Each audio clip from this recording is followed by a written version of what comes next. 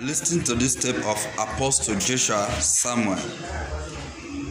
You cannot earn the loyalty of a man who you did not invest in his growth. Are we together? One man one day saw me and called me son. I said, no, I respect you, don't call me son. That name is an expensive name. What investment did you bring in my life that you want to call me son? All these people who just because you are older than me does not mean I'm your son. I must acknowledge that I'm your son. What investment did you make in my life? People just claim success and bully you and say, look, no, sir.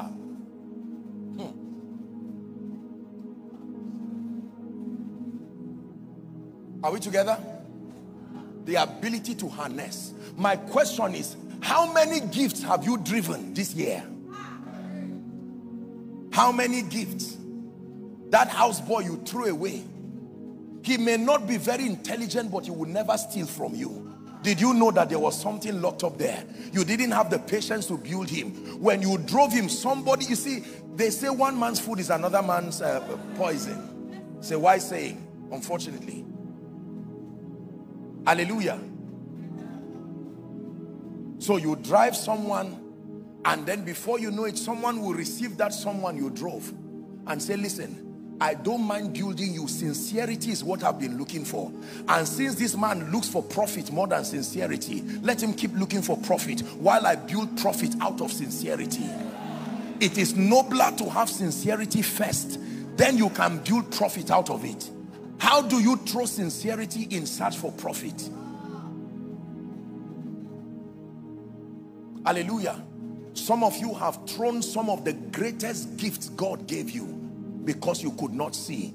God gave you children and you threw all of them, speaking to them every day. I'm not proud of you. Look at this other person's child. At 21, they are already building a house. Shame on you. The way you are like this. No brain, no husband, no money, no nothing. You have brought me shame. And the children keep looking at you. And they said, all right, since you have officially proved that you do not believe in us, let's go and look for those who believe in us. And then they come and meet someone who says, you know what? I see that you have a lot of problems. You just need to learn. Sit down. This is what Jesus did to them. He gathered these ordinary men and said, gentlemen, sit down and watch what I make out of your life.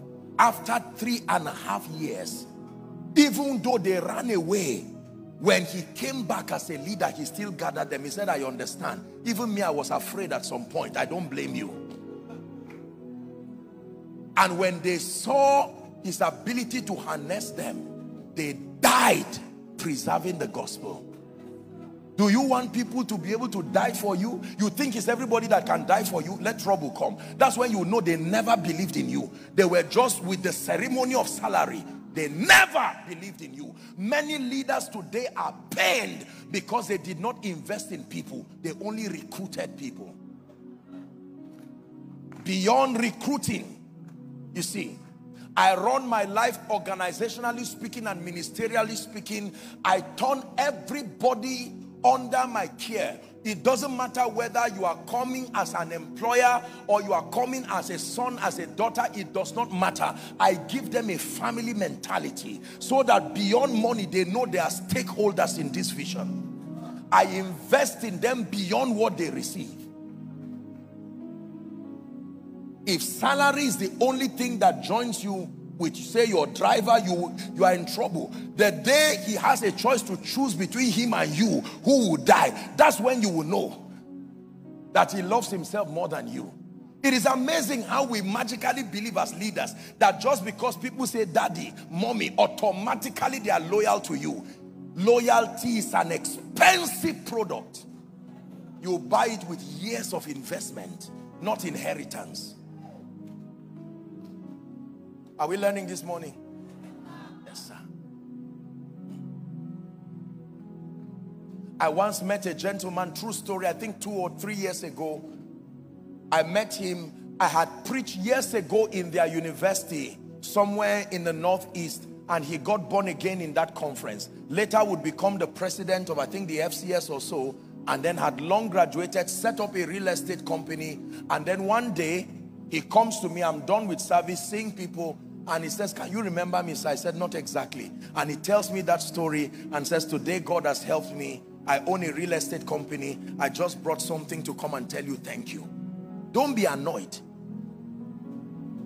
That gentleman, when he was getting saved, he did not look like it. But since you were part of his history, you qualify to be part of his future. If you were not there when I was hanging in the cross, please, when you see me sitting at the banquet, don't come, because you are certainly not invited.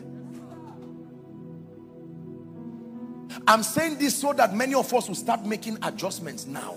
There are people you need to call to say, come, I can still work on you. Come back, come, I can work on you.